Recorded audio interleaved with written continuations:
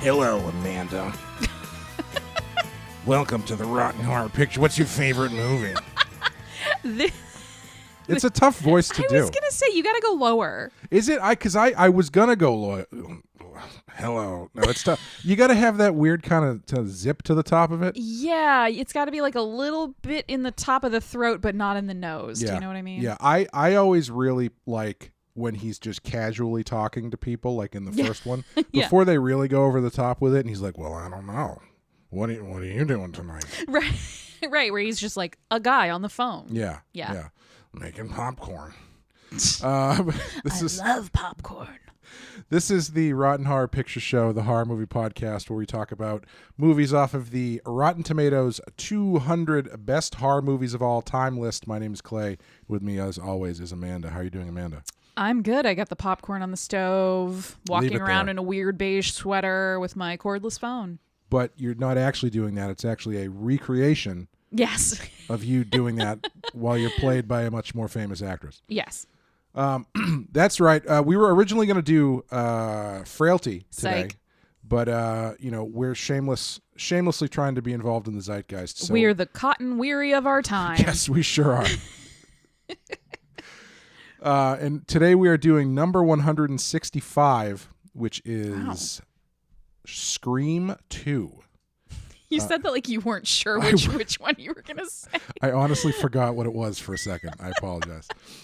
Because the new one is out. I think at this point, COVID conditions being as they are, we will have seen the new one and done a live stream about the new one before this episode comes out. So hopefully we had lots of really great things to say in there. Yeah, I'm sure we were extremely insightful. I hope so. Yeah, I hope so.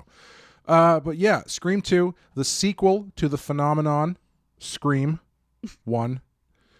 Which came out in 1996. Scream 2 came out in 1997. I think they were like shooting this 6 months after the first one came out or something. It was a really quick turnaround. Wow. Yeah, and I guess Kevin Williamson, when he wrote Scream as part of the way to sell the script, he wrote a 5-page treatment for Scream 2 and Scream 3. Oh, okay. So it was kind of a known plan from the beginning that this was going to be an ongoing series. Yes. However, even though he had that mapped out, things did not go according to that plan, which is what we will get into that in a bit later. But number 165 on the list. Had you seen this before? Yes, but not for a very, very long time. Yeah. Similar to how way back when we first started this podcast, or even actually, I think technically slightly before we started this podcast, and we recorded with Wes, we watched Scream, and I hadn't seen that one in a long time. I have not seen this one in even longer. Right. I maybe saw this pretty close to when it came out. Obviously not exactly when it did, because I was pretty young. Mm-hmm. But I would say middle school or early high school, and then I just have never seen it since. Yeah, this one is Scream as a franchise for me is a weird one, because I loved the first one. Yeah. I owned it on VHS. Me too, actually. The format of our time. Yes. I watched it many times. Mm-hmm. I saw Scream 2 once on video when it came out on video. Yeah. And I did not see Scream.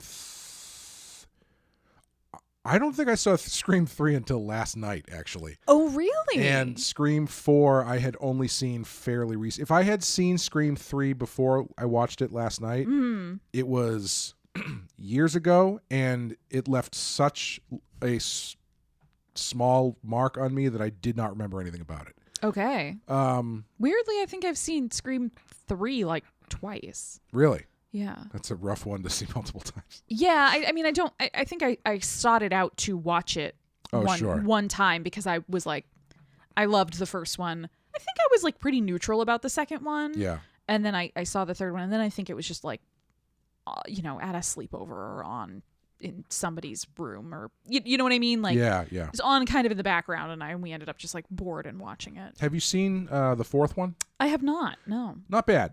Okay. Better than 3? Yeah. Oh, yeah. Okay, good. Much better. That's comforting. Okay. Yeah. That gives me the fortitude to try and watch it before we see 5. Yeah. Scream 3 is like season 4 of Community, basically. Yeah. where it's written by The somebody gas leak else. year. Yeah, it's written by somebody else that was based on Kevin Williamson's outline, but like not really followed. Right. And it just doesn't feel like all the characters Yeah. are there and all the actors are there, but it just doesn't feel the same. Yeah. You know? So And something in its soul is gone. It's also very bloodless. Yeah. Because they were forced to cut it way down violence-wise because of Columbine, which had happened not too long ago. Oh, I do kind of remember that. So it's not as nearly as violent as the other ones, and also none of the people involved in anything are teenagers. Yeah. Yeah. Yeah. It's a very odd franchise. But we can there are things about it that I do want to talk about, which we will get into after we take our break. But Yes. We're going to take a quick break, play the trailer for you, and then talk about Scream 2.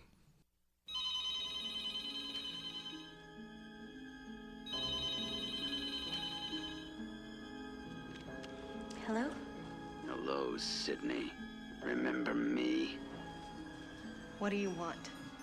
It's time, girlfriend. Don't you know history repeats itself?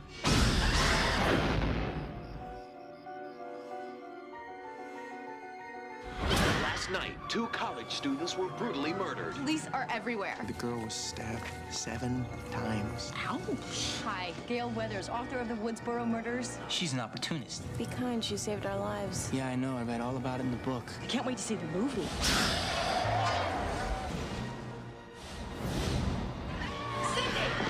Did you know the victims? You feel threatened by the murder. What am I supposed to do? If there is some freaked out psycho, they're probably already in your life. Okay, so you just want to sit here and wait to see who drops next? The way I see it, someone's out to make a sequel. So it's our job to observe the rules of the sequel. Number 1, the body count is always bigger.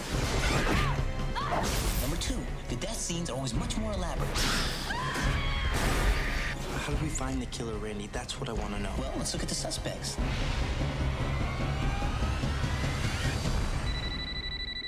I'm not interrupting anything, am I? It's him. He can see us. Do you want to die tonight? Is that the best you can do? Why not set your goals higher, huh? You want to be one of the big boys? Manson? Bundy? OJ?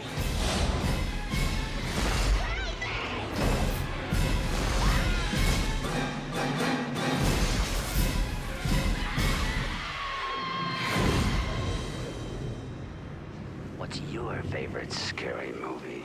Showgirls. Absolutely frightening.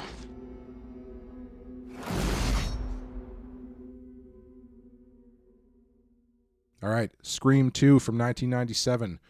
Number 165 on our list with an 81% Rotten Tomatoes score. Directed by Wes Craven, written by Kevin Williamson, starring Neve Campbell, Courteney Cox, David Arquette, Jamie Kennedy, Seth Bullock from Deadwood, and Aunt Jackie from Roseanne. Amanda, what happens in Scream 2? Sydney and tabloid reporter Gale Weathers survived the events of the first Scream, but their nightmare isn't over. When 2 college students are murdered at a sneak preview of Stab, a movie based on the events from the first film, it's clear a copycat killer is on the loose. Sydney and Gail, as well as fellow survivors Deputy Dewey and Randy, have to find out who is behind this new murder spree before they all end up dead. Yes. And Clay, some things you'll find in this movie include Nick Cave's red right hand. It is not a Scream movie unless that is featured. I don't think it's in number 4, unfortunately. Which means that 4 is not a Scream movie. Not officially a Scream movie. Meta conversations about meta conversations. I did also want to say when the new trailer came out for the new one, the first thing I thought was, man, Nick Cave must be getting ready to buy a new boat because royalties will be rolling in. I'm sorry, what was the next one? No. Meta conversations about meta conversations. Yeah, they really inception themselves quite a bit in this movie, I think. Christopher Nolan stole the concept from Scream 2. Yeah, it's like folding in on itself 4 or 5 times at a clip. It's very interesting. Yeah. You can argue even with the casting, it's folding in on itself. Oh, totally, yeah. Cotton Weary's 900 number. You know, I watched this movie twice recently, like very close together, because I actually watched it because I wanted to watch it, and then we made the decision to cover it, so I watched it again. when he's talking to Sydney in the Yes. library, he just throws that line out where he's like, well, if this doesn't work, there's always the 900 number. And I was very fascinated by that. I missed that entirely. Yeah. I am shocked that I did, because I feel like that's a pretty noticeable line. But this movie, I guess, does kind of have the 90s thing where there are times where people are kind of throwing lines back and forth at each other. Yeah. Clay, you'll also find scar tissue as body armor. My favorite line of the whole movie. Nature's defense. Dewey saved from certain death once again because the scar tissue he developed from the injuries in the first film was strong enough to block the blade of a knife, which I would like to point out earlier in this film, with one stab goes through the side of a bathroom stall, and then later on through a solid wood door. Yes, like a thick wood door. Yeah. So that's some serious scar tissue he's got going on there. Good doctors. That's what the Red Hot Chili Peppers were singing about. Yes. And of course, the classic questionable parenting. Yes. Scream very solidly constructed on questionable parenting. Absolutely. Yes. Yeah.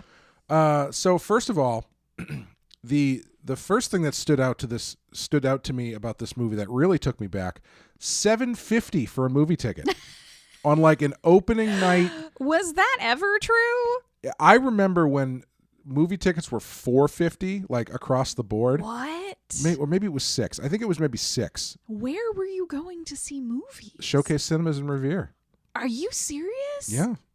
Wow. Yeah, when I was a kid, it was like $5 or $6, and I remember when they moved up to like $7 or $7.50. Yeah. I immediately turned into an old man, and I was like, "No one will ever pay that. No one will ever pay that much money to go see a movie in the theater."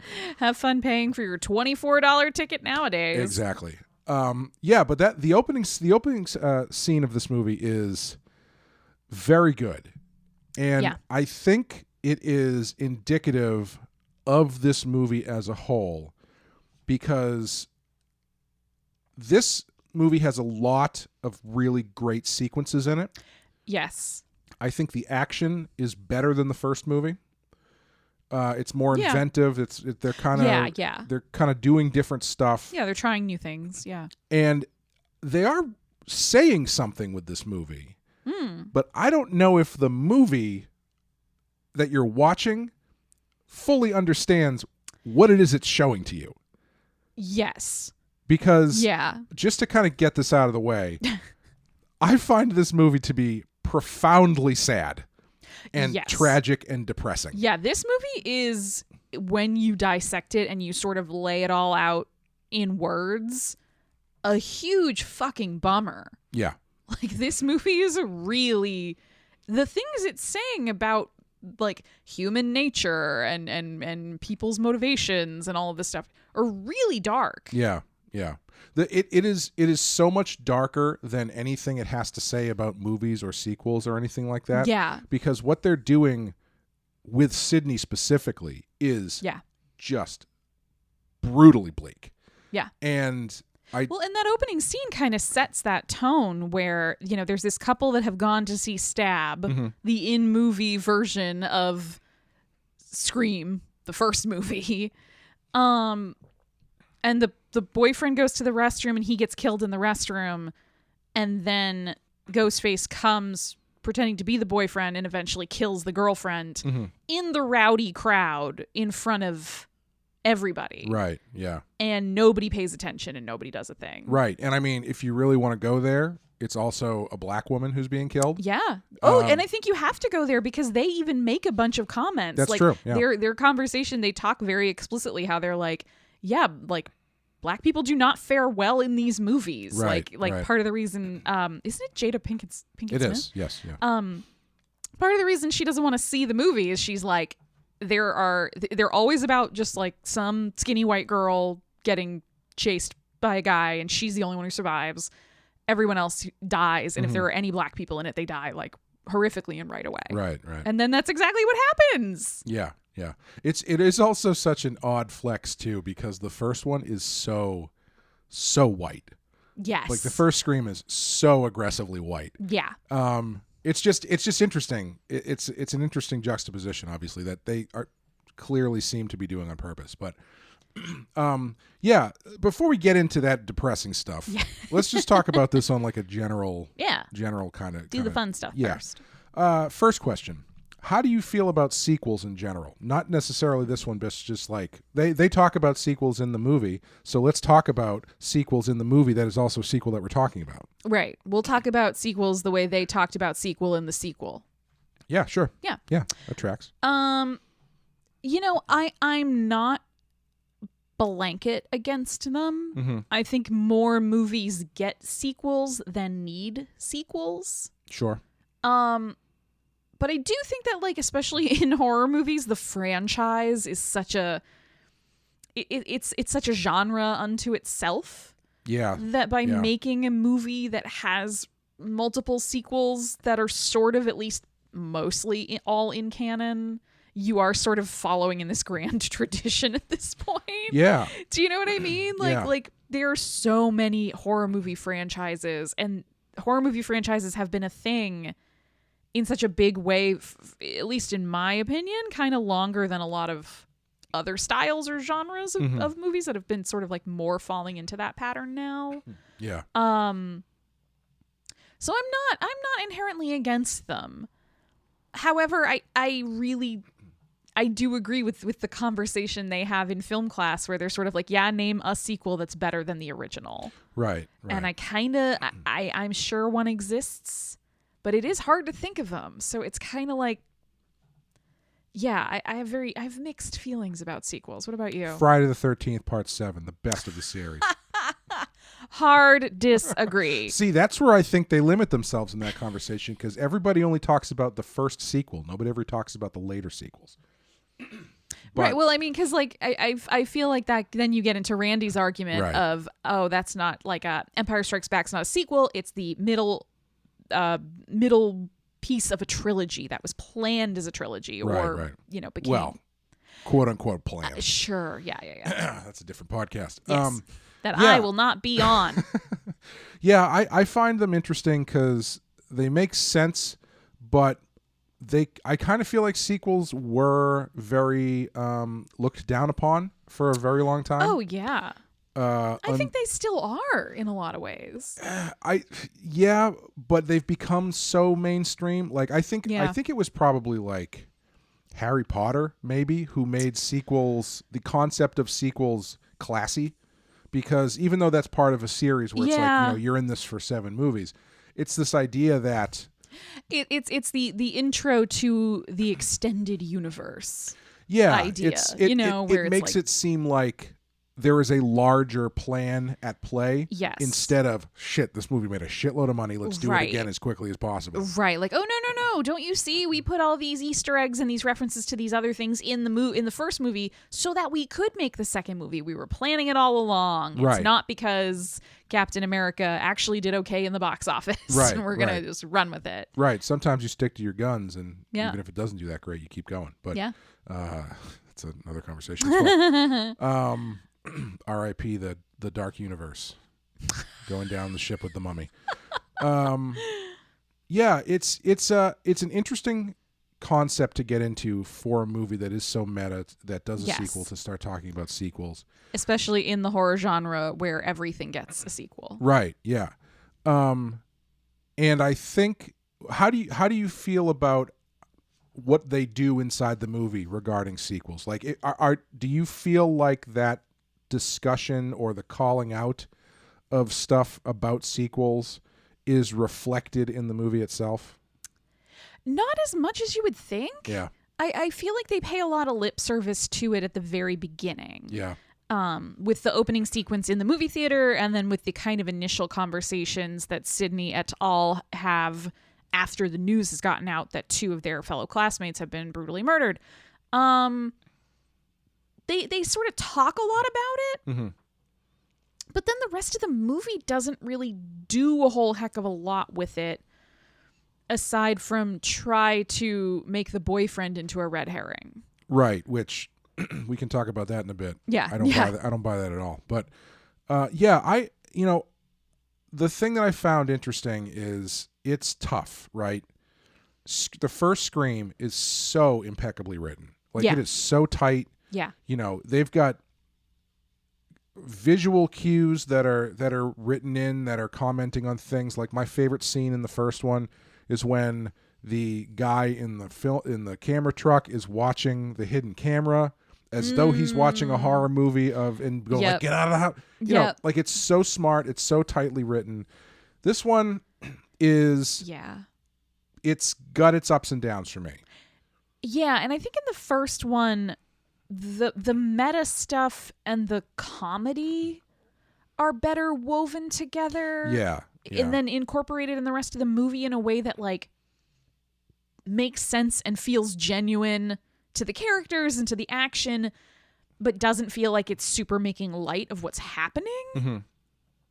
Whereas in this movie, there's like throwaway jokes and some like, you know, Gale Weathers bitchiness that's supposed to be kind of like funny. Right.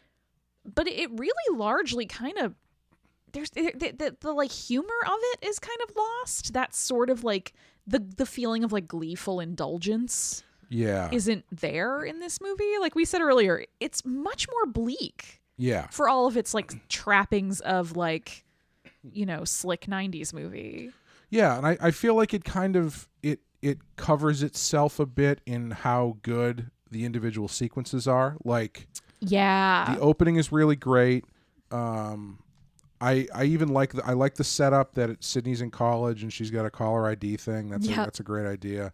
The Randy's death is a really great sequence when they're all running around looking for people on cell phones and stuff, which I kind of remember that scene hitting more then because cell phones were pretty new. And so this idea that, instead of looking for someone who's calling a landline, you could be any one of these people out in the wide open could be the caller. Right. It adds like a level of fear and intimidation of like, oh shit, he could be literally anywhere. He's not just, you know, either on a corded phone or has to be within range of the cordless phone's reception. Right. Like he can just be like wandering anywhere, hiding anywhere. Yeah. And I remember Randy's death itself, very shocking. I was not expecting them to kill him. Yeah.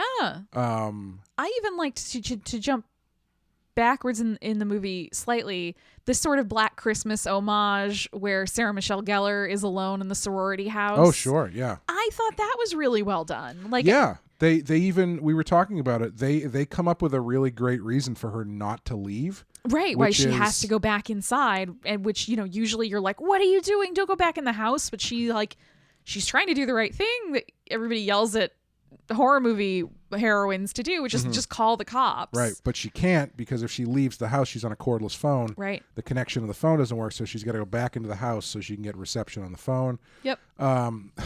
I do think that scene is kind of weird because she's playing the designated driver in case sorority sisters need a ride home from the party that is literally across the street. Yeah. But I guess, you know, it's always good to have one person at the house who's sober. So yeah.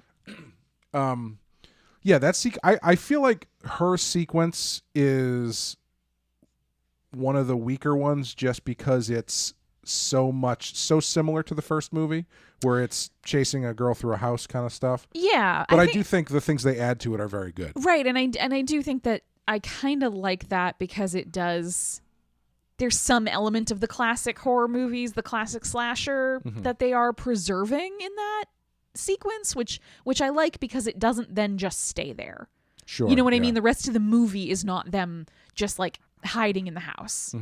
So I think, you know, I think it works where it's at. And then, yeah, I don't want to jump too far ahead, but I agree that I just kept looking back through my notes and sort of being like, that scene was pretty good. Yeah. That scene was also pretty good. That sequence was good.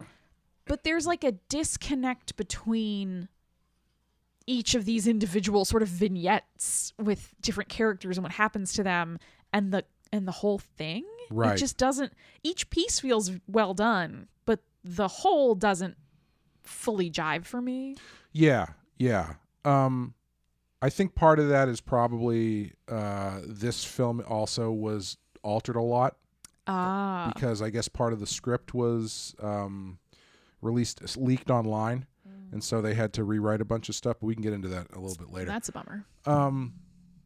But yeah, you know, they've got these great sequences. They've added a lot more kind of glorified cameos of other popular teen stars. Yes. This is I was thinking between this and Urban Legend and Cruel Intentions, Joshua Jackson just had the market cornered on glorified cameos in movies at this point. Yeah, and you know, I feel kind of bad for him. Yeah. You know, I feel like he was on the cusp of being like the next big thing, and then just something didn't work for him. Yeah, he kind of just fell off the radar after Dawson's Creek. Yeah, he did that show Fringe, wasn't he? Was he in Fringe? Wasn't he on Fringe? I think you're probably right. I don't remember. I didn't watch Fringe. I watched like the first season. It was actually really good. Yeah. Yeah. Also featured in glorified cameo is Love of My Life, Sarah Michelle Gellar. It's all right. My girlfriend knows that. It's fine. It's the love of her life too. No, very much not. Not that she doesn't like her, but I thought the love of your life was Mandy Moore. No. That was just I was going through a thing. I got it. That was No. Youthful Flings. Yes. Yeah. No. Yeah. Sarah Michelle Gellar will always be number one. She is so underused in this. She is. It's also she's used to much better effect in I Know What You Did Last Summer. Yeah. But even there, it just feels really weird to see her cast so against type from Buffy. Right. Because it's like for me anyway, it's like seeing. Did you ever see Executive Decision? We watched Executive Decision last year during Lockdown Movie Fest, right? With probably, but I will admit I spent several of those movies baking and baking yourself. No, not baking like that. Baking like cookies and cake and pie and stuff. It was the one with Kurt Russell where they have to sneak onto the plane and Steven Seagal gets killed after like 15 minutes. Yes. The thing with that movie, perfectly fine, you know, B- action movie. Yes. But the thing that they posit at the beginning is that Kurt Russell is this really nerdy, glasses wearing, fumbly pencil pusher. Yeah. And I'm watching this movie going like, it's Snake Plissken. Right. You're putting Snake Plissken on this plane, and you're trying to look. He's showing you some range. Yeah, you're trying to get me to believe that he wouldn't take control of the situation.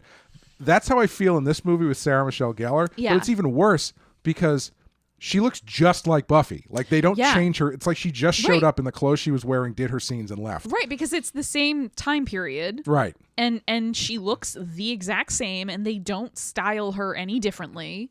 Right. And maybe she's a little more toned down in some of her outfits, but like, and she's pretty like. She is a blonde sorority sister, but she is not a bimbo. Right. And she's not shallow. Mm-hmm. She's in that kind of early scene in film class, and she's like making really good points and coming off really strong and smart and kind of like she's got some snappy replies and stuff. Which, by the way, in this movie, I feel like huge missed opportunity to make her sort of like her and Randy a thing. Yeah. Like, they actually, in that scene, I thought had some chemistry. And I was like, why don't we go here instead of just having him still hung up on Sydney? I was trying to figure out, maybe I'm just thinking too much about this because of my attachment to her and her other character. Yeah. But is her casting in this and how quickly and easily she's killed, is that meant to be like a head fake? Is it meant to be, oh, well, Buffy's in this, she's obviously not going to be the first one to die, and then boom, she's dead. Yeah, I wonder if there's a little bit of that and just trying to grab the attention of everybody who was into Buffy, because it was such a big thing then. Yeah. Like it was one of those shows that was actually popular when it was on. Right. Yeah, I don't know. I do think this movie, this franchise in particular, which is so filled with actors from the same popular television set, is really hampered by the fact that basically everybody in these movies was trying to film them in between episodes of the TV shows they were doing. That's a really good point. Which is probably why Joshua Jackson is only in these movies for like 15 minutes. Yeah, and probably why Sarah Michelle Gellar was like, okay, and then throw me off this balcony, please. Yeah. I have places to be. In Scream 3, Neve Campbell is barely in that movie. Really? Because she was shooting Party of Five and another movie at the same time. Wow. So if I read that her schedule was something like she was shooting Party of Five in the morning, and then she would shoot Scream 3 at night, and then like have like a 4-hour break, and then on the weekends she actually would work 2 days straight on all 3 of those projects or something. It was ridiculous, yeah. But they're kind of hamstrung by that. I mean, this is 97. I don't know if Sliders is still on at this point, but Jerry O'Connell was in Sliders. Yeah. Courteney Cox is in Friends, obviously. I was going to say everything. Yeah. David Arquette this is basically all he was doing, so he could do whatever he wanted. That's why we get a lot of Dewey in this movie. Yeah, Dewey gets put front and center in a lot of these sequels, I think because he was the most available. Yeah, and Dewey kind of gets like an attitude makeover in this movie. Yeah, he goes through some interesting changes in this series. Because one of the things I really like is that he has visible damage from the first movie because he's got like nerve damage, so he doesn't walk really well, and he's got kind of like an arm thing. Yeah. That gets ironed out across the next few movies. But physical therapy can do amazing things. Yeah, I guess. But that's a good place to jump into my next question. Yeah. Where does this movie take place? I have no idea. It apparently takes place in Ohio, which I actually looked up online and asked someone who was a Scream aficionado if they knew, and they said Ohio. And I didn't remember seeing anything. The only time that you see it is when the cops show up to Cece, Sarah Michelle Gellar's death scene. Yeah. You can see a license plate and it says Ohio. Huh. So the reason I bring that up is because I found it really convenient. Not only are Sydney and Randy going to the same college, random college in Ohio, Gale Weathers shows up less than 24 hours after that murder, and so does Dewey. And it just seems really convenient to me. Yeah, I will say I can justify a couple of them. Mm-hmm. I could totally understand being like Sydney and Randy kind of having a codependent friendship going on. Sure. Where it's like, we have been through something deeply traumatic. I can see Sydney being like, I'm not going to college. I'm not doing it. I'm just going to I'm going to barricade myself in my house for the rest of my life. Mm-hmm. And Randy being like, no, look, come on. I'm going to go to this school. You should apply with me. We'll go together. I'll watch your back. We'll watch each other's backs. We won't let anything bad happen to each other. That I would buy. Like they are like trauma bonded friends. Sure. Yeah. Gail showing up with Cotton seems like it's because Cotton Weary has gotten out of prison. Mm-hmm. Oh, I forgot to mention Cotton. Cotton is also already there. Yeah, but I think Gail has brought him. Yes, I think you're right. And I think maybe I could, if you wanted to argue that she had already planned, because wasn't it also around like the anniversary of it happening and all that? Yes, and she specifically brings him over to Sydney to like surprise confront her. Right. So I'm willing to believe that it was just a coincidence. Right. Those ones I can sort of make some kind of sense out of. Mm-hmm. The one I can't is Dewey. Yes. Like, why is Dewey, how did he got there very fast from California. And it was apparently, that was a hangover from the original version of the script. Yeah. Because in the original version of the script, he had gotten a job as a security guard at the college. So he could be near Sydney and keep her safe. Oh, got it. My theory is that these conveniences are overlooked because them being there so quickly, subconsciously or consciously, makes you go, oh, wait a minute, maybe they were the killer. Right. Like, I definitely think that's the reasoning. That's the reason in the movie why you would have them all there so fast. Right. Is so that as soon as possible you can set up as big an ensemble cast as you can to sort of pitch different possible red herrings out there as who's doing this. Right. Speaking of the red herrings, yes. As I was saying before, I don't know about you. I don't really find any of the... My biggest problem with this movie, I think, just from a structural on its surface thing, is I don't know if I find any of the red herrings believable. Yeah. Which then makes the actual reveal of the killers have less impact because I, well, A, don't know who one of them is. Right. And the other one is just sort of like a side character who doesn't really have anything to do for most of the movie. But as you said, is doing his best Jack Nicholson throughout. Oh my God. If you want to see Timothy Olyphant dial it up to fucking 19. It's so... It's funny because I was trying not to remember as I was watching this movie, like who the killers were. I remembered the mom. Right. But I was trying not to kind of remember who the second one was. I knew it was a white dude. I remembered it was a white dude. So I was like, all right, it's either him or the boyfriend. Yeah. And I was like, pretty sure it's not the boyfriend. It's like, that's why I don't find him believable at all. Because it's like, why would they just do the same thing again? So I could see sort of doing the you would think you put the you would think that I would think that you put the poison in my cup, so I'm going to drink your cup, but then I know you would think that I would think that. Like, I can sort of see that argument for doing, it's the boyfriend again, surprise. Yeah. But yeah, I just Timothy Olyphant, like, even really early on after Cece has been murdered and Sydney has been attacked in the sorority house and the boyfriend has rushed in to the house, like, they're at the police station afterwards, and Mickey, I think is his character, says to Sydney, why would he even run back in there? Yeah. It's like, I will tell you why. It's because he's kind of a big college dude. Yeah. He's gonna run in because he wants to see if he can catch the guy who's trying to kill his girlfriend. He wears gigantic shirts. Gigantic baby blue polo shirts.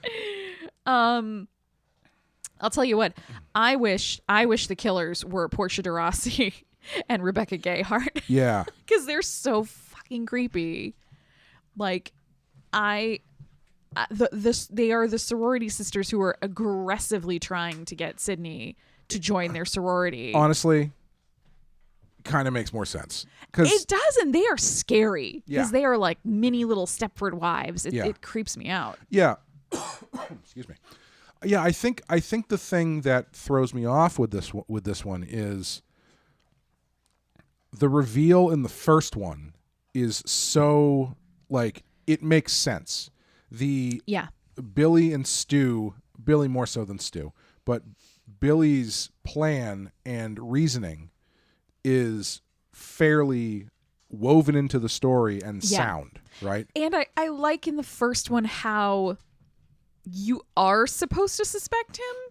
Yeah. Do you know what I mean? Like, he gets taken into custody. Oh yeah, they don't try to make you not suspect him. Right, right. They almost try to make you over suspect him so that you start to doubt yourself and be like, oh, I mean, if this early in the movie they're kind of being like, the cops are taking him away, it's probably not him, right? Yeah. And so then this one, Scream 2, you just kind of have no real, like, everyone's mildly paranoid about everyone else, and so that means that everyone's on equal footing. Yeah. In a weird way, I don't know. Yeah, like the eventual reveal of Mickey and what's her name, Debbie Salt, I believe, who is revealed to be Mrs. Loomis. Mrs. Loomis. Like, they don't. I feel like there's not a. Mickey is such a peripheral character. Yeah. That his reasoning is completely insane, and like I feel like Timothy Olyphant needed to dial it up to dial the performance up, because the stuff that he's saying is so unhinged and not connected to anything whatsoever that it's like he's just a psychopath. Right. Which also, much like the Rebecca Gayheart in Urban Legend, part of his plan involves enrolling in college and going to class. Right, right. Yeah. Just living an entire life. Yeah, and doesn't Mrs. Loomis say, like, she found him on the internet or something? Yeah. Yeah, she like found him on message boards or something. Yeah, so his shit. plan involved enrolling to college, going to class, somehow managing to make friends with Sydney and all of her friends. Right. And then starting this long con. I mean, I give him credit. It's a long con. Committing to the bit. But it's also just so like so this kind of ties in for me a little bit about one of the bigger themes of this movie, I think, which is like people's relationships to fame and being famous or wanting to be famous more than they want anything else. Yeah. And it seems like that's ostensibly Mickey's motivation. Sure. Because he even says in his big evil monologue at the end that it's not the actual murders that matter, it's the trial. Right. That's right. where the real show is. Right. And so between him and Cotton Weary's sort of attention-seeking behavior where he kind of, says to Sydney, like, you put me in prison for a year, the least you can do is get me this interview with Diane Sawyer. Right. Cotton Weary, who continues to be the single least believable red herring I've ever seen in anything ever. I never for a second believed it was him in the first movie. Never for a second believed it was him in this one. Nope. But yeah, there's like this weird commentary in this movie about the damage that like fame can do to you or the search for fame does to you. But I don't think that the movie really realizes that it's saying that much about it. Yes. Do you know what I mean? Yeah. Like I think if you pull it all apart, it's like all Sydney wants is to be left alone. To be left alone and to be treated like a normal person. But at the same time, she wants to be an actress. Right. She's majoring in acting, yes. Right. Yeah. Which is kind of weird because then the whole point is that you're the center of attention.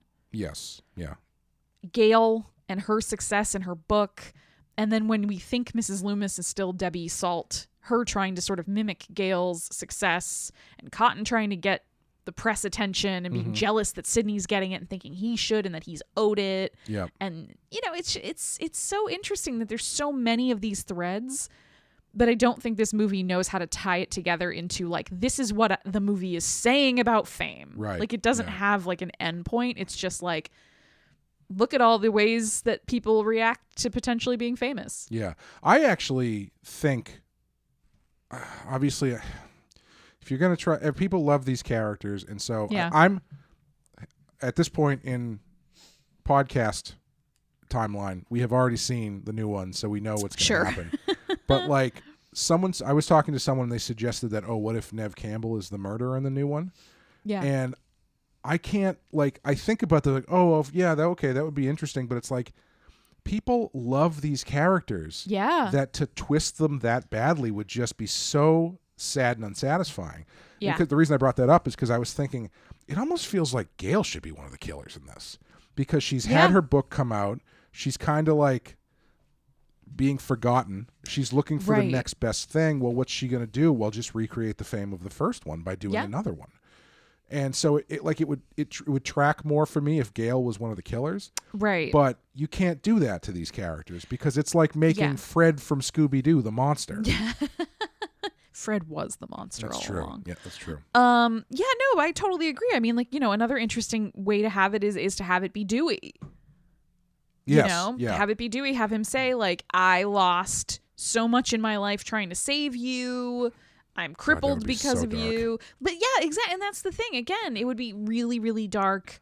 And people do, and I am one of those people, I have like an affection for the main kind of cast of characters in Scream. Sure, absolutely. That's why, I mean, Randy's death is really shocking. Yeah. But I think Dewey's, I don't know what assault, I guess. You think it's a death in the moment. Yeah, they play it like a death, absolutely. Absolutely. I think that scene is one of the best things Wes Craven has ever done. Yeah, where Gail is trapped in the booth in the sort of recording studio. In the soundproof windows and stuff. It's like straight up out of a 70s Italian giallo movie or something. Yeah. It's so well done. The music hits at the right way. It is heartbreaking. Yeah, These as movies, I say, Courteney Cox's acting in that scene is actually really great. The deaths in the first movie still ride that line of horror movie death where it's like shocking, but it's still kind of fun to a certain extent. Right, it's like almost campy in different moments. Yeah, the deaths in this movie are pretty brutal and sad. I guess I should say the ones involving the main cast Well, no, because the first one's pretty brutal too with Jada Pinkett Smith or Jada Pinkett at that point. But but there is definitely an added layer when it's these characters that they've already survived so much, right? And it seems so unfair that they made it through so much only to be killed in this way, right? You know, which I think is a good segue into talking about my larger thoughts about this movie, which is that it is profoundly tragic and depressing, and I think that the movie itself does not. I don't know really quite how to describe this, but it feels like the final veneer put on this movie either has a complete misunderstanding of the movie that it's on, or they just didn't know what they were doing. Because the thing that something about this movie has always, the few times I've seen it, something never really sat well with me. Yeah. I watched it when I was watching it the other night before we watched it together. I was like, I can't really put my finger on what this is. And then I watched it when we watched it again. Yeah. It's the final shot in this movie, which is this big swooping crane shot.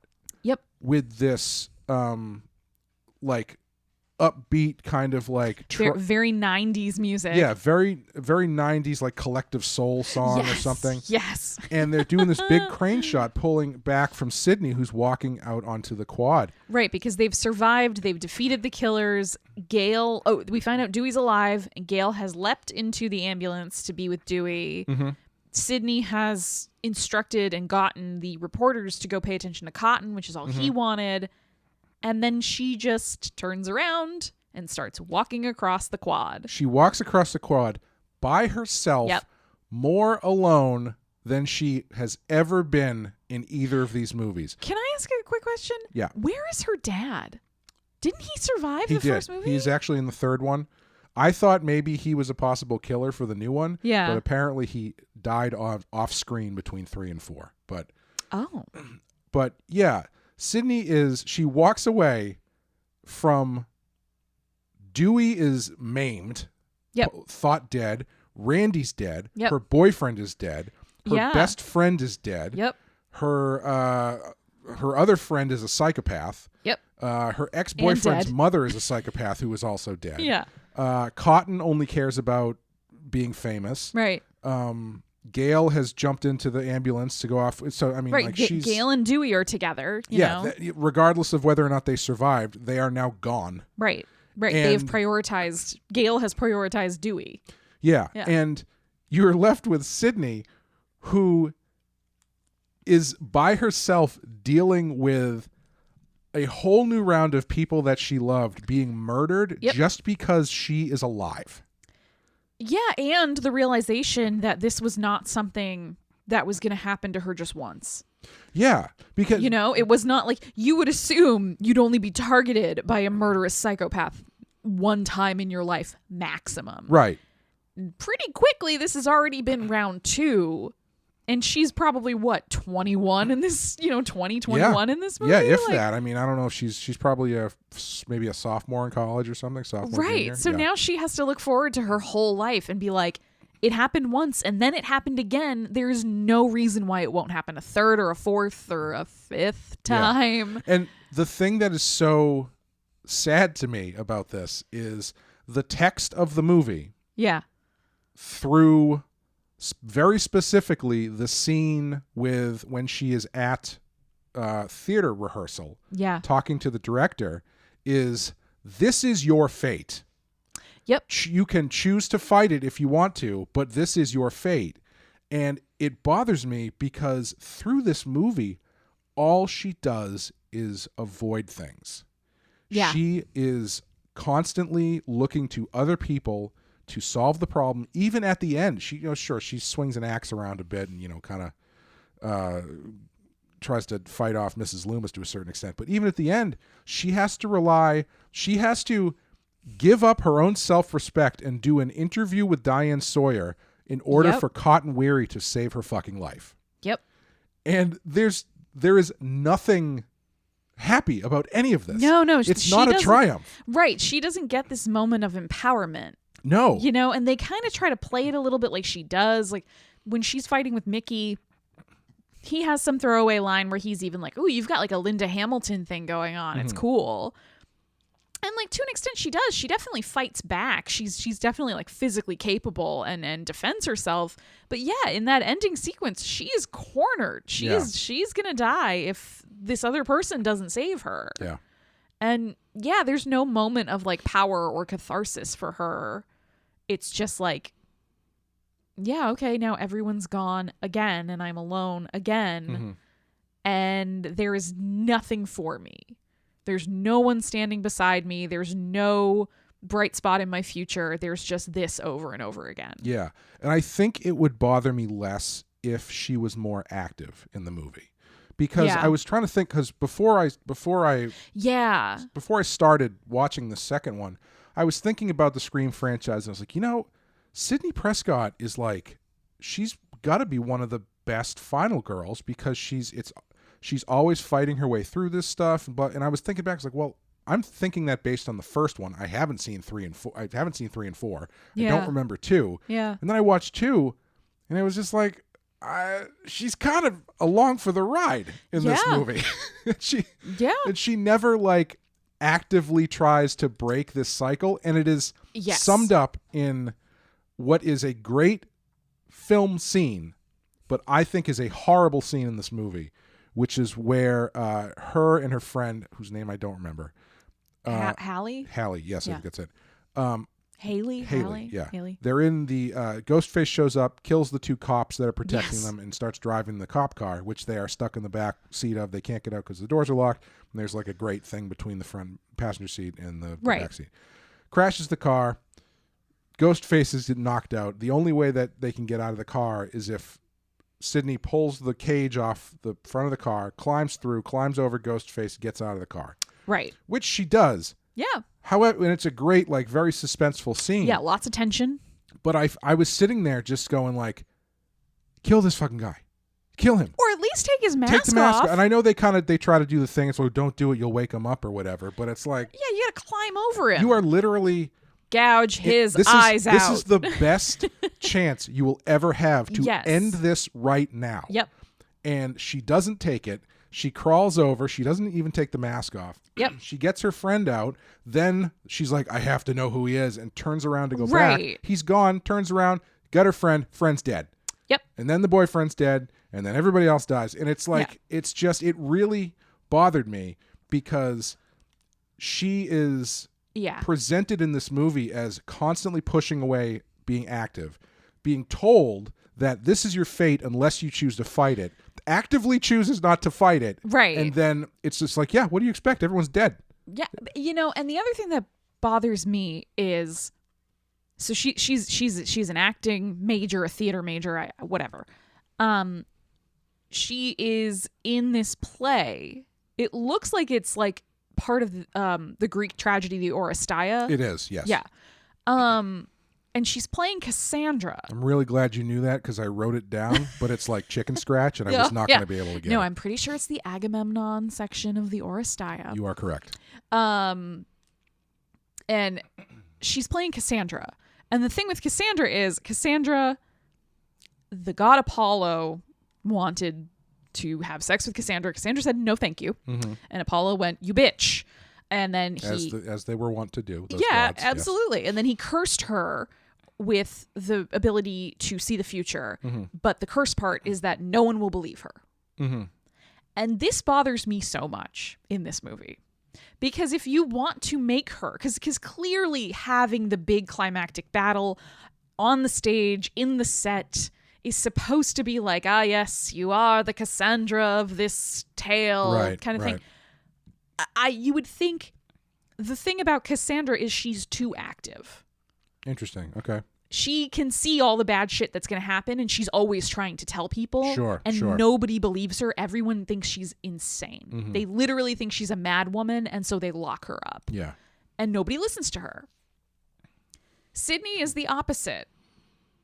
Sydney is just like, she's not walking around saying, you guys, this is really bad. We need to take steps. We need to protect ourselves. I'm going to go get a gun. I'm going to go do whatever. Right. Like, she's just kind of like, I guess, I'll just go to the sorority house. I'll go to this party with you. And it's like, wait, really? Like, you were attacked and or these people were murdered and all this stuff is happening and you're just gonna go hang out? Yeah. Like, it really bothers me that she never has a moment where she like has to actively confront the fact that she's kind of ignoring this stuff, even though she's running away from someone actively chasing her in a ghost face mask with a knife. Yeah. She's still kind of like passing it off, and is right. Most of the detective work is being done by Dewey and Gale and Randy, and I mean, again, I don't know if that was just scheduling things and they had to, only had her for a certain amount of time. Sure. But it's just she seems like, based off the first one, to be such a capable character. And I'm not saying that she needs to be Linda Hamilton. No. I'm not saying we need to see her in her white tank top doing pull-ups. Right. Like, it's fine. She can also just be mostly a normal girl. Yeah. But you'd think she would get to a point where she was like, after what I went through with Billy and Stu, I took self-defense classes and I have set up this, like, she's smart enough that she's got the caller ID thing hooked up to her phone, which back then was not standard. Mm-hmm. So it's like she's clearly capable of taking preemptive precautions and some sort of action. Yeah. And then most of this movie is just her making sad faces at her boyfriend. Yeah, even like I don't even mind her trying to ignore it. Yeah. I don't mind her being like, yeah, I don't know why people are doing this to me. This sucks. I just don't want to deal with this. I don't have a problem with that. Yeah. I just have a problem with the idea that she never flips the switch. Yes. And like, especially like Randy's death is the perfect example of, usually in stories like these, that character dying is the thing that leads to the switch flipping.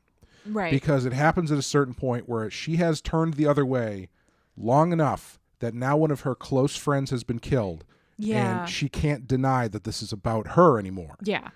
She can say, oh, yeah, it was just copying the movie. It's just a coincidence. People trying to be famous off of making a blah, blah, blah. No, now it is actively about you. Right. You can't keep ignoring this.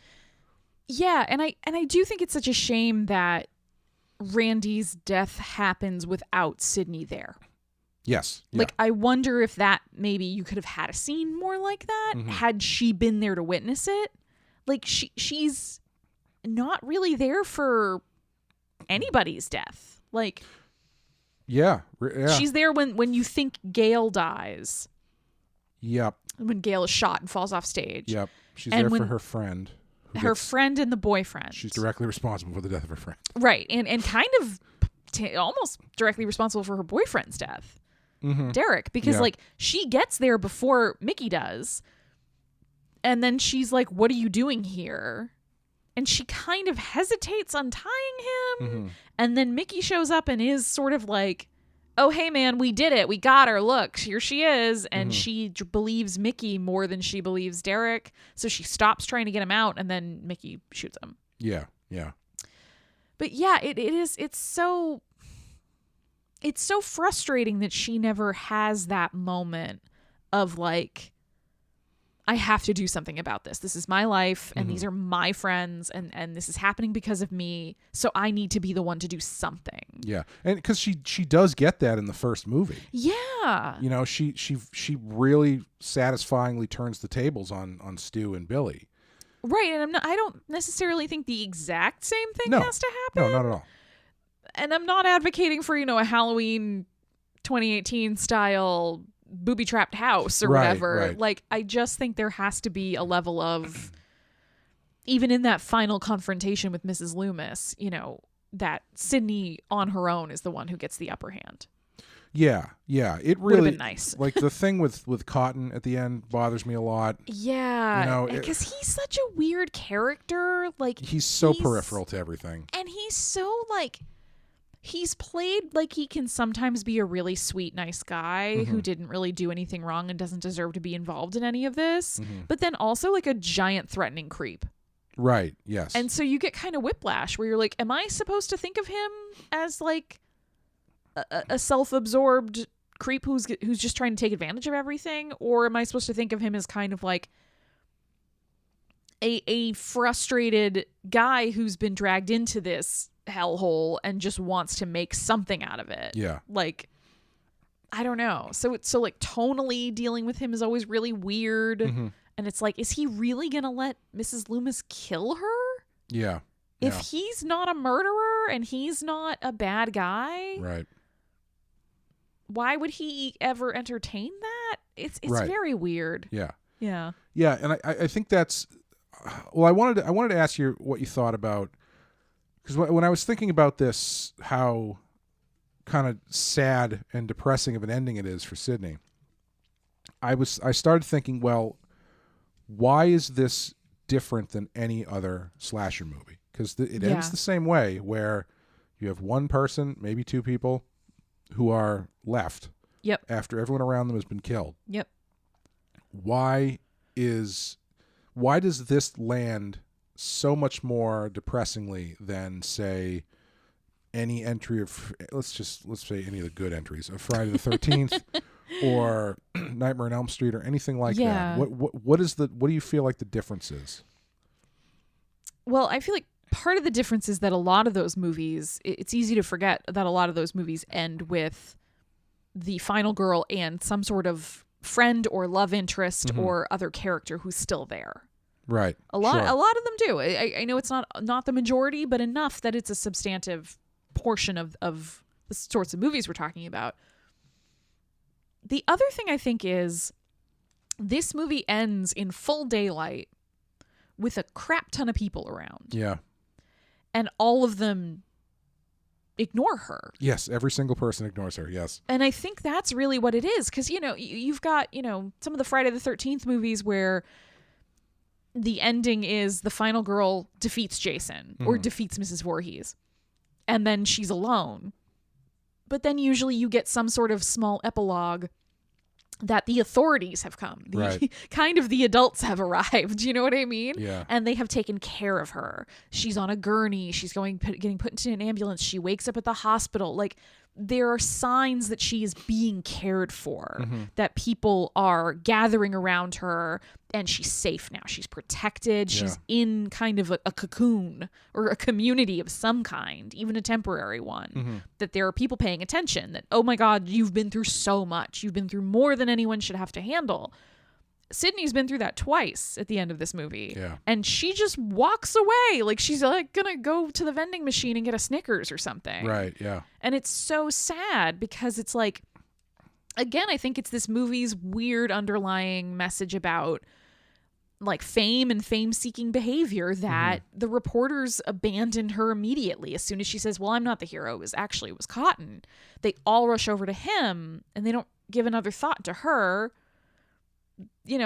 She's physically gotten the shit beaten out of her. Shouldn't she be in an ambulance going to the hospital too? She's got, I think she has one Band-Aid on her forehead, if I remember correctly. Yes. Yeah. And I don't know if the choice to have her just stand up and walk away is supposed to be some sort of testament to her strength. And if that's the case, it really they didn't convey that well. Yeah. Instead, it just seems like this woman is so alone. And the only thing everyone around her cares about is their 5 minutes of fame. Right. Yeah. Yeah. For me, I think it's partly due to the fact that she is fairly passive. Yeah. Because in slasher movies, that final girl comes along with a sense of catharsis.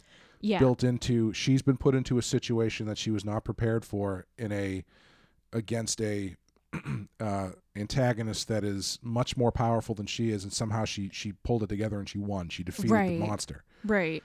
And Sydney doesn't really do that in this. She's there while somebody else does it. She's saved by somebody else. If Cotton doesn't show up, she's dead. Right.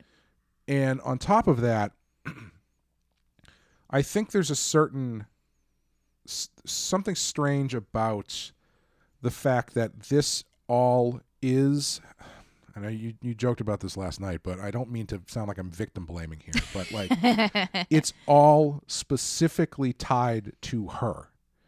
And Yeah. without that sense of catharsis that she has defeated this monster, Right. it's just profoundly sad. Right. It's sort of like it's your fault that all your friends and loved ones have died. Yeah. It's like she's walking away, and I'm Right. thinking that her thoughts are, everybody's dead literally because I'm still alive. Right. If I were to Right, start yeah. Scream 3, if I were to start Scream 5, Yes. I would start Scream, which I think this could work on 2 levels given the character and the franchise. I would start Scream 5 with Sydney trying to kill herself. Jesus Christ. In like a mental hospital or something. Speaking of dark, depressing movies. Well, it's just like it's like her thought process by the 5th movie has to be, yeah. no one will let me die. They won't let this end. Right. And that just gets so dark so quickly Yeah. that I don't know how you can live a life. It's like everybody around me keeps Yeah. dying. Yeah. Only not because it's not even like it's a monster that's tied to her. It's just her. Right. It's other people taking on this monstrosity specifically to Right. fuck with her. Yes. And that's Yeah. why with these sequels, the 4th one a little bit less so, but especially 2 and 3, the killer reveals are always accompanied by a really long monologue. Yeah, to explain like why Yeah. this person or people have decided to become Ghostface. Right. Because they are not directly connected to Sydney. Yeah, she It's- has not wronged them in some horrific way where they must obviously seek revenge. Like Mrs. Loomis a little bit, Right. but not Mickey. He didn't know her. Yeah. Yeah. But it's like they always they're accompanied by this long monologue because they have to just over justify what they're doing because Yeah. they're not her boyfriend. Right. Like even Billy Right. Billy's got a monologue, sure, but his monologue is kind of like secondary to the fact that he blames Sydney's family for breaking up his family.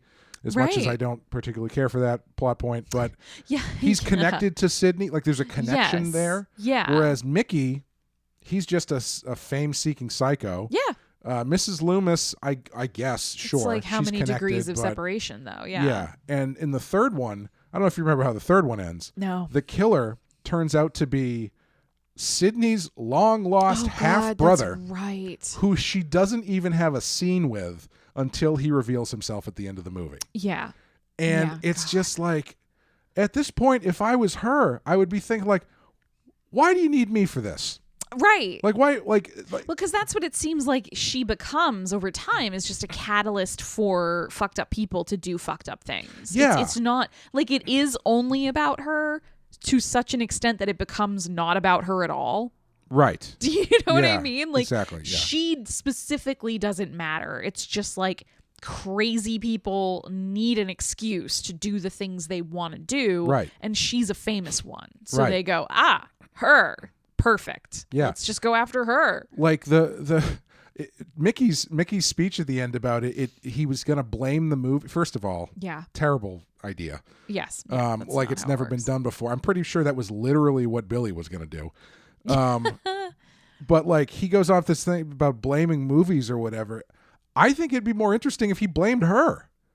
Yeah. You know, like or something like that. Because I was thinking about it. And it's like, this kind of explains to an extent why final girls so rarely show up in sequels, because they end up becoming the focus if they show up too many times. Right. And if they are the central person, and usually when they do show up, they're not the central person. For instance, Right.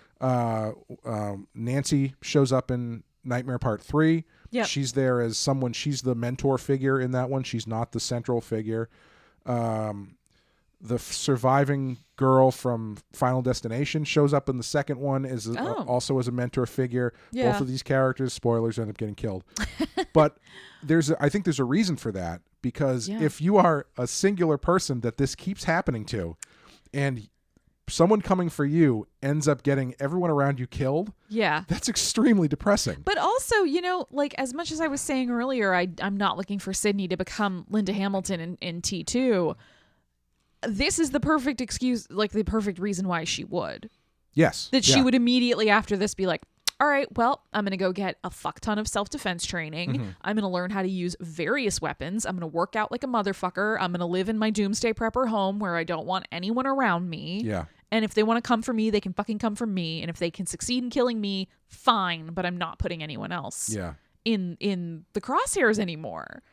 And instead, she kind of just stubbornly insists on being like, nope, just a normal girl living a normal life. And it's like, yikes. I mean, that's I think part of also what makes this so sad and frustrating at the end is that, like, most final girls who kind of defeat the enemy, you get a sense that they are damaged by what they have gone through, but they have found this well of inner strength. Right. They have found something within themselves that is powerful and strong enough to defeat the evil being, murderer, whatever.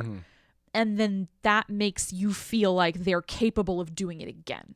They're capable of defending themselves and others now that they have kind of unlocked this ability in themselves. Right. You don't get that feeling in this movie with Sydney. No. Like, you don't get the feeling that she's like, well, if they want to come for me, let them come. I'm going to be ready. Like, it's just sad. It's just like, oh, I guess I got to get all new friends and a new boyfriend for the next round of ghost faces to kill. Yeah, it was making me think, like, what would need to change for me to not, like, what feels like the most appropriate way for her to continue on in this series. Yeah. And it almost feels like the ghost face stuff should happen independent of her, and she should actively involve herself in trying to figure out what's going on. Yeah. Because that way, I mean, she does recognize that this is in part due to events based on events that happened in her own life. Right. And so feel some responsibility for it, but not be the catalyst for it every single time. Yeah. Like, I would be interested in a Scream movie where they don't come for her. And part of it is her going like, how come they're not coming for me? Yeah. You know, like that's, I feel getting like in her car and driving to the town and being like, hey, wait, am I not good enough? Is it because I got older? Yeah. Am I not pretty enough for you? Well, like, you know, I feel like that sort of disconnect is kind of what needs to be there. So, I mean, I guess at that point, maybe it turns a little bit too Scooby-Doo-ish, where it's like, well, we got the mystery team back together in order, you know, but yeah, it's tough because I think it's a tough line to toe, and I don't think I'm totally against the idea of this just ending on a down, sad note where she's kind of alone. Yeah. That's a bummer. I'm not saying that's a great cathartic ending, but if they wanted to go in that direction, I think what's so jarring about this particular movie is that they do end it on such a, like, upbeat, sunny 90s afternoon. Right. Which is like weird. Like, why not just show her, like, why not when she comes out of the building, it's still nighttime. Right. And she sort of walks out of the lights, the flashing lights of the ambulances and whatever, and kind of looks back at everyone and realizes how alone she is. Yeah, everybody else gets a happy ending except for her. Some sad Sarah McLachlan playing in the background. And I don't mind that either. Like, if the rest of the movie is going to, like, support that idea, right? That's a fucking downer of a movie, but sure. But if you want to go there, you can go there. There's nothing wrong with that. You know, like, theoretically, but it is this weird feeling that this movie thinks it's ending on a happy note. Yeah, that's like, oh, look at all the people who lived. That's why I almost wonder if that ending is like a studio note, because it's like, this is just too depressing. We need to, like, this is the end of the horror movie. We need to make it happier. Right. Or she's the final girl. She won. Or did they not even realize what they did? Yeah, that's really the question. Is it's like, if this was an intentional choice or not, that changes things a bit. Yeah. Well, after the first draft of the script was leaked on the internet, several changes had to be made and characters were fully rewritten. Dewey had originally transferred himself from Woodsboro Police to the security staff on campus so he could be close to Sydney and keep her safe. Randy was originally Gale's new cameraman. Oh. And Joel was a med student and friends with Sydney. Derek was the film student shooting a documentary who walked around with a camera, not Mickey. Debbie Salt was more aggressive and bitchy. Their words, not mine. As in one scene, she asked Sydney if she, quote, finally snapped and if she's the one doing the killings, being punched in the face by Gale as a result. The scene in which Sydney slaps Gail never happens. Mickey was the one who sang in the cafeteria to Hallie, and a different song was sung. The killers were Derek, Hallie, and Debbie Salt. So it was... Wow. Yeah. Loomis ends up shooting, or Mrs. Loomis rather. Loomis ends up shooting Derek and Hallie, but then gets stabbed by Cotton before she can shoot Sydney and Gail. Cotton suddenly has a change of heart and decides to get even on both Sydney and Gail. Oh my God. As he considers them responsible for ruining his life. He stabs and kills Gail and then runs after Sydney. Kevin Williamson stopped the writing there, but left some notes in the script saying that's all I've written so far, and then describes in a few words how the story was supposed to end. Cotton and Sydney would eventually stab each other and die lying side by side. At that point, Williamson probably intended to end the franchise with this movie. I don't know how much of that's true because I do know that he wrote a treatment for a third movie. Yeah. But like there were a lot of changes. The original ending does have. There is an original ending. Yeah. That people have seen. That Kevin Williamson has since said was a dummy ending. That was written specifically as a fake ending. Got it. So people wouldn't know the real ending. Yeah. I was looking up online, and someone does kind of call out that there are a lot of things in the movie that seem like they lead to this supposed dummy ending. Yeah. So whether or not he's just covering for himself or what, I don't know why you would lie about that, or maybe he just forgot. I don't know. Don't know. But yeah, it's interesting because this one is definitely does not feel as tight as the first one. Yeah. Where do you stand on this movie? Do you like it? Do you think it's a good movie? Do you think it's a good sequel? I think it's decent as far as sequels go. Mm-hmm. I think taking it, I mean, I know, because it's such a sequel that is so into being a sequel, it's hard to take it on its own merits. Yeah. I think if you do take it on its own merits, it's not very good. Mm-hmm. Like I'm honestly kind of surprised it's on our list.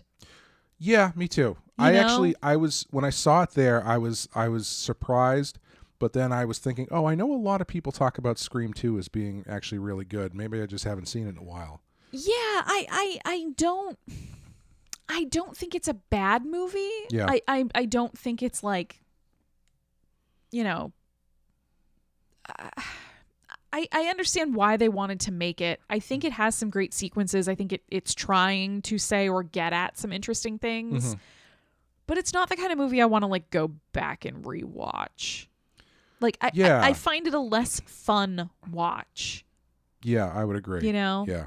Yeah, and I mean for me anyway, I think that just stems from Sydney being just like a not really active character. Like she's such a big part of the first one, and she does have such a big turn at the end. Right, and she is a big part of this one. Like everything still pivots around her. Yeah.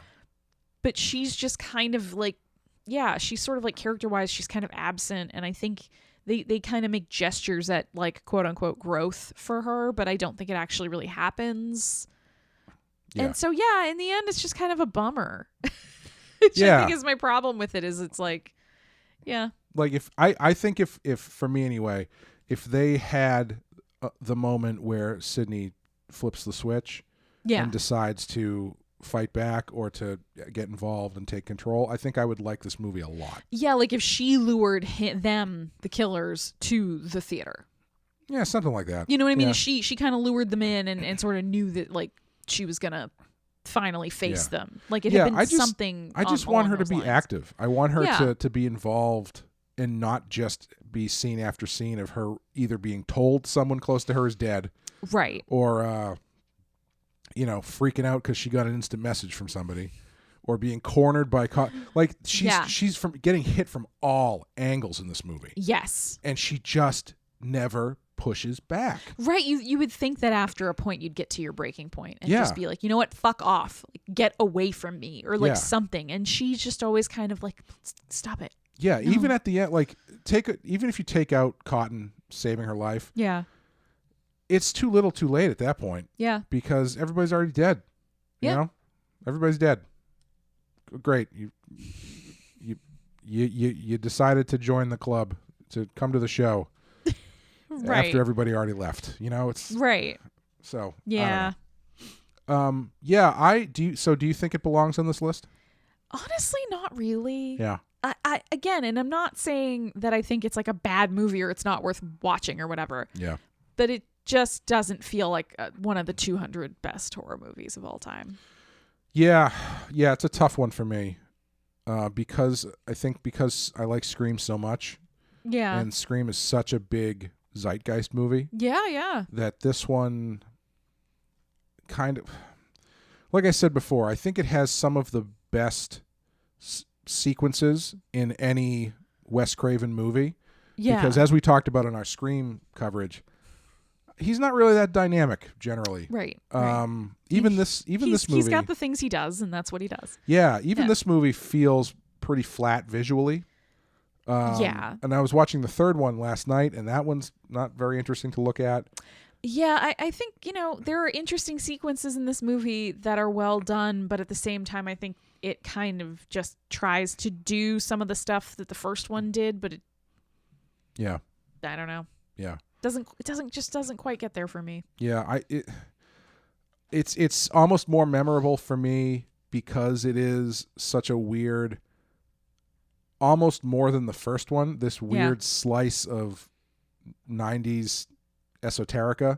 Yeah. Because it's got so many people in it. Recognizable faces. Yeah, it's like Scream 2 was the club to be at. Right. Because all these WB kids showed up who were on the hot shows, showed up for a hot minute. Yes.